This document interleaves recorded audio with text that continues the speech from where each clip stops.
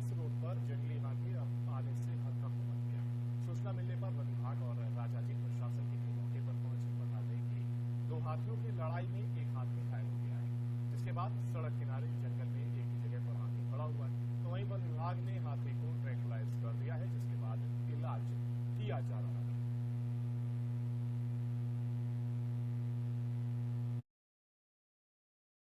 जी, एक जंगली हाथी जो है ये राजाजी वाले क्षेत्र से आज मॉर्निंग के अंदर आया। थोड़ी इंजरीज भी हैं, तो हम लोग की टीम भी यहाँ पे तैनात है। राजाजी की टीम को भी जो है इसकी जानकारी है और डॉक्टर साहब को भी इतला कर दी गई है और वो बहुत जल्दी यहाँ पे पहुँच जाएंगे। उसके बाद देखते हैं कि नेक्स्ट कोर्स ऑफ एक्शन क्या होगा। इसमें बहुत ज़रूरी है कि नीडलेस किसी भी तरह का कमोशन ना क्रिएट हो। जो बहुत सारे लोग हैं वो यहाँ पे जमा ना हो, क्योंकि इससे जानवर भी है जो वो घबराता है, तो उसकी जो नेचुरल टेंडेंसी होती है, अगर वो वापस जंगल में जाना चाहता है तो वो भी अफेक्ट होगी। इसलिए बहुत ज़रूरी है कि उस एरिया को जितना हम लोग साफ़ छोड़ सकते हैं, कम से कम लोग रहें। जो हम लोग की टीम है वो वहाँ पे काम कर रही है और राजाजी की भी टीम यहाँ पर है। घायल भी दिखाई दे रहा है जी, ये इन फाइटिंग का केस है। जनरली ये रहता है जब टस्कर्स होते हैं तो उनके बीच में इन फाइटिंग कई बार टेरिटोरियल रीजन के अंदर होती है और उसके कारण उसको इंजरी आई है, लेकिन इसका बेस्ट जो निरीक्षण है वो डॉक्टर साहब कर पाएंगे जो जल्दी पहुँचने वाले हैं। जी,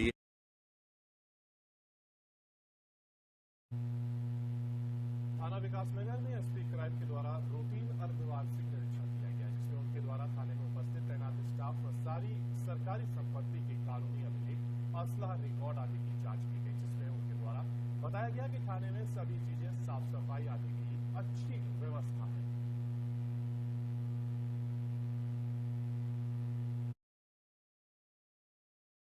ये हमारा रूटीन जो है वो अर्धवार्षिक निरीक्षण है जो मेरे द्वारा यहाँ किया जा रहा है। इसमें थाने की सारी जितनी हमारी जो सरकारी संपत्ति है उसका मिलान और बाकी जितना भी हमारा रूटीन वर्क है, जैसे थाने में जो अभिलेख रखे जाते हैं उन्हें जो है चेक किया जा रहा है मेरे द्वारा। तो ये एक रूटीन एक निरीक्षण है। जैसे सर आप यहाँ पहुँचे हैं, आपको कुछ खामियां नजर आई या कुछ? नहीं, अभी तक तो बहुत बढ़िया है, सब कुछ ठीक है। सफाई का स्तर भी थाने में अच्छा है। बाकी अभी जो पूरी प्रोसेस है वो चली रही है।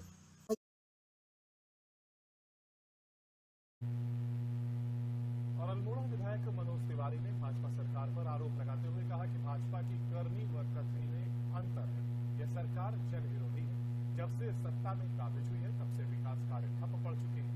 यह खनन घोटाला हो या फिर युवाओं के साथ खिलवाड़ का मामला हो और पेपर लीक घोटाला हो, इससे स्पष्ट रूप से सरकार का चेहरा जनता के समक्ष विरोधी दिखाई दे रहा है, जिससे प्रदेश की जनता निराश नजर आ रही है। भारतीय जनता पार्टी की कथनी और करनी में अंतर है और लगातार जब से प्रदेश में भारतीय जनता पार्टी की सरकार आई है तब से चाहे खनन में घोटाला हो, चाहे जो हमारे छात्र उनके भविष्य के साथ खिलवाड़ हो रहा हो और विकास अवरुद्ध हुआ है, तो इससे कहीं ना कहीं लगता है कि भारतीय जनता पार्टी पूरे उत्तराखंड की विरोधी के रूप में सामने आ रही है और विशेषकर छात्रों के अनदेखी करने का काम कर रही है। और लगातार जो इस तरह के पेपर लीक हो रहे हैं, चाहे UKSSC का मामला हो, चाहे लोक सेवा आयोग के माध्यम से हो, चाहे अधीनस्थ चयन आयोग के माध्यम से हो, तो कहीं ना कहीं इससे जो हमारा उत्तराखंड का नौजवान जो एक बहुत उम्मीद से इस सरकार पे नज़र टिकाया था, वो कहीं ना कहीं उसको निराशा हाथ लगी है। भारतीय जनता पार्टी मसूरी में भाजपा युवा मोर्चा के अध्यक्ष रविंद्र रावत के नेतृत्व में मुख्यमंत्री पुष्कर सिंह धामी द्वारा उत्तराखंड में विरोधी कानून लागू किए जाने पर धन्यवाद रैली का आयोजन किया गया। रैली का शुभारंभ भाजपा युवा मोर्चा के राष्ट्रीय उपाध्यक्ष नेहा जोशी ने किया। रैली मसूरी पिक्चर पैलेस से शुरू होते हुए मसूरी के शहीद स्थल तक पहुंची और इस मौके पर युवाओं ने मुख्यमंत्री का नकद विरोधी कानून लाए जाने पर धन्यवाद किया और जोरदार नारेबाजी भी की। दिनों उत्तराखंड में देश का सबसे सख्त प्रतियोगी परीक्षा नकल विरोधी कानून लेकर आए हैं पुष्कर सिंह धामी जी। तो पूरे प्रदेश में युवाओं में एक नया जोश है, एक संतुष्टि उनके अंदर आई है, कॉन्फिडेंस आया है। हमने देखा है किस तरीके से पटवारी परीक्षा हुई, 1 लाख से ज़्यादा युवा उस पर बैठे। उसके बाद PCS परीक्षा सफल तरीके से सरकार ने कराई। तो आने वाले समय में पिछले दिनों जब ये कानून नहीं था उसकी वजह से कई लोग जो अरेस्ट हुए उनको बेल भी मिली, लेकिन आने वाले समय में अगर कोई भी ऐसा करते हुए पाया जाता है उसको सख्त सजा है, नकल करने वाले को, कराने वाले को भी। तो अब हमारे छात्र निश्चिंत होकर अपना एग्जाम दे सकते हैं और जो उनकी मेहनत है वो बेकार ना जाए, इसको देखने का काम हमारे धामी जी का काम है, राजनीति करना। और आज जो सीबीआई जांच की मांग कर रहे हैं वो लोग हैं जो कहते हैं कि सीबीआई केंद्र सरकार के इशारों पर काम करती है। और दूसरी बात, हमारी सरकार की प्रायोरिटी है युवाओं का भविष्य सुरक्षित करना। परीक्षा का कैलेंडर जारी हुआ है, अगर सीबीआई जांच होती है तो कहीं ना कहीं वो परीक्षाएं स्थगित होंगी। जो युवा इतने समय से तैयारियां कर रहे हैं, कोचिंग ले रहे हैं, कोचिंग सेंटर्स में फीस दे रहे हैं, घर से दूर रहकर तैयारी कर रहे हैं, उनका समय का बर्बाद होगा। तो सबसे पहले मुख्यमंत्री जी ने कहा है ये परीक्षाएं होंगी, उसके बाद अगर सीबीआई जांच की जरूरत पड़ेगी तो सीबीआई जांच भी। देख सकते हैं कि आज मुख्यमंत्री जी को धन्यवाद देने के लिए ये जो आपको हुजूम दिख रहा है, इसमें युवाएं हैं, महिलाएं हैं, सभी वर्ग के लोग आज आए हैं।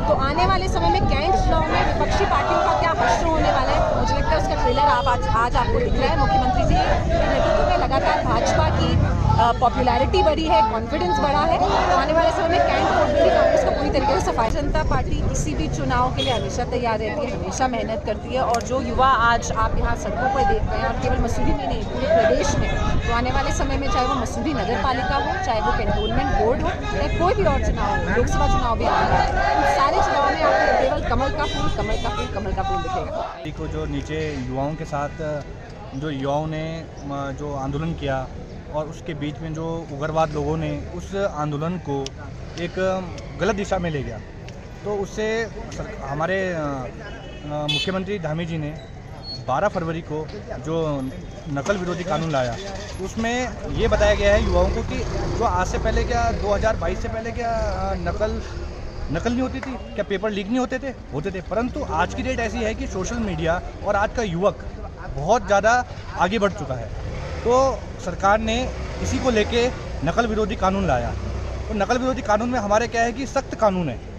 जैसे कि मैं आपको बता दूं, 10 साल की सज़ा है और उसकी संपत्ति कब्जा की जाएगी और बहुत से ऐसे विषय हैं। और आज मसूरी मंडल युवा मोर्चा द्वारा ये जो रैली, विशाल रैली, जिसमें छात्र और छात्राएं दोनों हैं, और युवा ये संदेश देंगे पूरे मसूरी को, पूरे प्रदेश को कि हम धामी जी का धन्यवाद कर रहे हैं और आगे भी हम धामी जी के साथ चलेंगे और इस कानून का हम धन्यवाद करते हैं। पिछले दिनों उत्तराखंड में देश का सबसे सख्त प्रतियोगी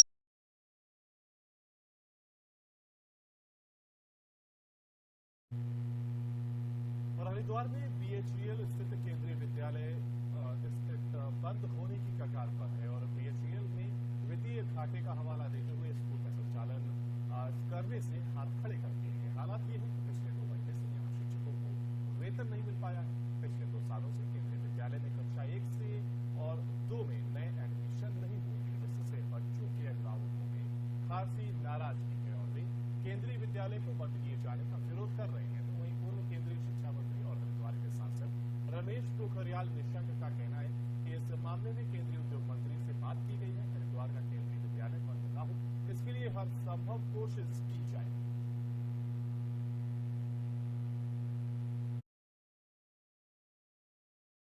उद्योग मंत्री जी से बातचीत हुई है और उन्होंने कहा है कि नहीं, ये बंद नहीं होना चाहिए क्योंकि ये प्रोजेक्ट के थे। बीएचईएल का कहना है हम घाटे में चल रहे हैं, तो सीएसआर फंड का जो पैसा उनका होता था जिससे इन संस्थाओं को चलाते थे, मंत्री जी ने ये आश्वस्त किया है कि नहीं, इनको बंद नहीं होने दिया जाएगा और बंद होने भी नहीं चाहिए। हम तो ये शिक्षा का हब है उत्तराखंड, और हमारे केंद्रीय में देश के शिक्षा मंत्री के नाते जब मैंने देखा कि केंद्रीय विद्यालयों में कितनी क्षमता है, उद्योग मंत्री जी से बातचीत हुई है।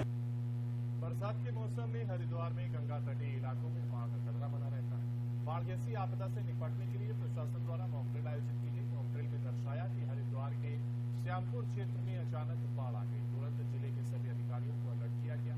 हरिद्वार के रोशनाबाद स्थित जिला आपदा प्रबंधन प्राधिकरण के कार्यालय में बने कंट्रोल रूम में क्विक रिस्पांस टाइम चेक किया गया। एक और कंट्रोल रूम में जिलाधिकारी विनय शंकर और एसएसपी अजय सिंह समेत तमाम अधिकारी एसपी और फोन के माध्यम से पल की अपडेट लेते रहे। दूसरी ओर श्यामपुर से होकर बहने वाली गंगा नदी में एसडीआरएफ और एनडीआरएफ की टीमों ने राहत बचाव का काम जारी रखा। इतना ही नहीं, मॉकड्रिल में गंगा किनारे राहत बचाव शिविर तक भी लगाए थे। जिलाधिकारी विनय शंकर पांडे ने बताया कि आपदा की सूचना मिलने के बाद रिस्पांस टाइम देखना ही मॉकड्रिल का उद्देश्य था। और पुलिस की एक व्यवस्था में ये रहता है कि जो हमारी जो ट्रेन यूनिट है, चाहे हमारा कम्युनिकेशन सिस्टम बनाना कैसे मौके पर है, या किसी को वहाँ पर मेडिकल हेल्थ के लिए ले जाना है, गाड़ियों में ले जाना, तो ट्रैफिक व्यवस्था ठीक रहे वहाँ पर। और पुलिस भी एक कोऑर्डिनेशन के रूप में ही रहती है। तो जैसे मेन हमने देखा कि वहाँ कम्युनिकेशन नहीं है तो कम्युनिकेशन सिस्टम के लिए तत्काल वहाँ पहुँच जाए। जितनी गाड़ियाँ, राहत सामग्री, एम्बुलेंस आ रही है, वो कहीं जाम में ना फंसे, तो उसके लिए ट्रैफिक यातायात व्यवस्था बढ़ी रहे। साथ ही साथ जो एसडीएम वहाँ पर, उनके साथ हमारे जो काउंटर पार्ट सीओ हैं और अधिकारी हैं, वो भी वहाँ पर मौजूद रहें। तो पूरा जो डिजास्टर मैनेजमेंट का जो प्रोग्राम है, ये जो प्लान है या जो इम्प्लीमेंट होता है, उसमें पुलिस भी एक अहम रोल कर रही है। सारे विभागों का इसमें रोल है। जैसे आपने देखा, स्वास्थ्य का है, सप्लाई का है, और भी अन्य विभाग है। जैसे हमारी मोटर बोट पहुँच गई वहाँ पर, जल पुलिस पहुँच गई। वहाँ पर रिलीफ का काम हमारा चल रहा है। मुख्य रूप से इसका उद्देश्य ये है कि सूचना, जब सायरन बजा, सूचना लोगों को दी गई, तो उसके बाद रिस्पांस टाइम क्या था, हमारी जो आईआरएस सिस्टम से जुड़े हुए अधिकारी हैं कितनी देर में कंट्रोल रूम पहुंचते हैं, इसको पूर्णतः गोपनीय रखा गया था। ये लोगों को पता था मॉक ड्रिल होगी, लेकिन कब होगी आज ये किसी को नहीं बताया गया था। तो इसको हम लोगों ने फ्लैश किया जब 11:35 पर, तो हम लोगों ने इस चीज़ का ऑब्जर्वेशन लिया कि कितनी देर में हमारे ऑफिसर्स ने वहाँ रिस्पॉन्ड किया।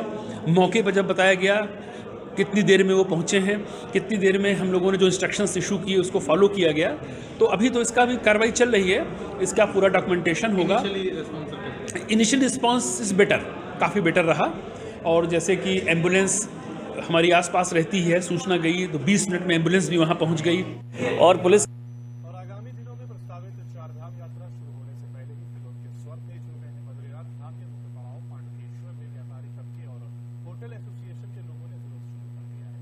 शनिवार को पांडुकेश्वर में होटल एसोसिएशन और व्यापार सभा के लोगों ने हाथों में तख्तियां लेकर तीर्थयात्रियों ने दर्शनार्थ समिति पंजीकरण व्यवस्था का विरोध किया। व्यापारियों का कहना है कि बद्रीनाथ और अन्य तीर्थ धामों की यात्रा पर आने वाले तीर्थयात्रियों के पंजीकरण को सीमित न किया जाए, बल्कि चारों धाम में यात्रियों को असीमित रूप से आने दिया जाए। व्यापारियों ने रोजगार का हवाला देते हुए कहा कि धामों में जुड़ा व्यापारी तबका 6 महीने यात्रा चलने का इंतजार करता है और यात्रा के दौरान यदि सरकार द्वारा इस प्रकार से यात्रा को प्रभावित करने का प्रयास किया जाएगा तो यह व्यापारी तबके को बर्दाश्त नहीं है। बद्रीनाथ धाम के मुख्य पड़ाव पांडुकेश्वर होटल एसोसिएशन के कोषाध्यक्ष विजय सिंह पवार का कहना है कि यदि शासन द्वारा इस प्रकार का रवैया अपनाया गया तो चारधाम यात्रा शुरू होने के साथ ही व्यापारी चारों धामों में अपने व्यापारिक प्रतिष्ठान बंद कर धरना देंगे।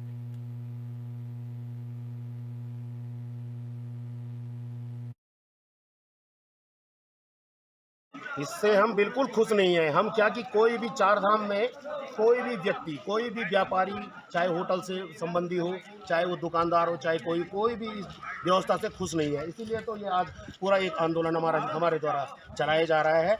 हमारी सरकार से दरख्वास्त है कि आप यात्रियों की संख्या को सीमित मत करें, आने दीजिए, पंजीकरण आप करिए, कोई दिक्कत नहीं है, लेकिन उसको सीमित मत करिए। आप यात्रियों को आने दीजिए। यहाँ पे आप देखिए कि केवल ले दे करके मई जूनी 2 महीने का मेन सीजन होता है, उसमें भी आप इस व्यवस्था को आप अगर कंट्रोल करोगे तो हमारे सारे व्यापारियों का सबका नुकसान हो जाएगा। तो इसलिए हमारी आप सरकार से दरख्वास्त है कि आप इस व्यवस्था को ध्यान में रखते हुए यात्रियों को जो है कि अनलिमिटेड जो आने चाहते हैं उनको आप आने दीजिए। इससे